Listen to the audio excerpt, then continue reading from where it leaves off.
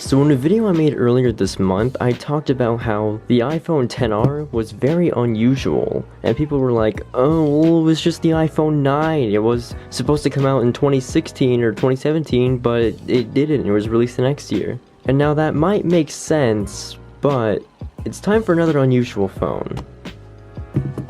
The iPhone 7 and the iPhone 7 Plus, just because. Both of these phones were announced in September of 2016. You know when they did this to the iPhone? And why did they say that they removed it?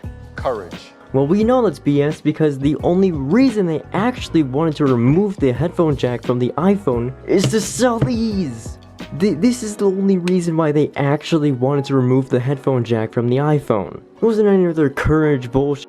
It wasn't any of their because it's too old. No, it's because they wanted to sell their $170 AirPods. Not only that, but the home button wasn't even a real home button anymore. It was a capacitive button powered by the Taptic engine. I know some people are speculating, oh, well, you know, there's not enough space on the bottom for the headphone jack anymore. No. Let's see this compared to this. Look how thin that is, and they still slapped a headphone jack into it. Look, it's so thin that it cuts into the bottom. Now more people are going to be saying, oh, well, the iPhone 7 didn't have the headphone jack because it wanted to be water resistant.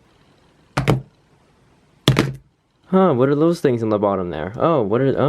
Oh. These are both water resistant and both have a headphone jack. And this one was even released 2 years after these guys. And they still kept it. One thing I don't get about the iPhone 7, or pretty much, actually honestly just iOS in general, is that they removed the slide to unlock feature for this phone, I'm pretty sure, because of the capacitive home button. But a year later, when they released the iPhone 10, they had a whole swipe up feature. So they could have just kept slide to unlock in general instead of taking it away for things that break your home button in 2 to 3 years. And yes, that happens. You can wear out the home button so fast. I remember seeing so many of my friends breaking their iPhone home buttons because of iOS 10 and above. I just don't get it. What is the point?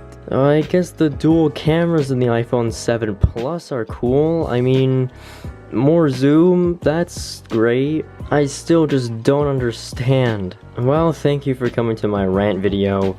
If you have enjoyed, give it a like and subscribe. I'll see you guys in the next one.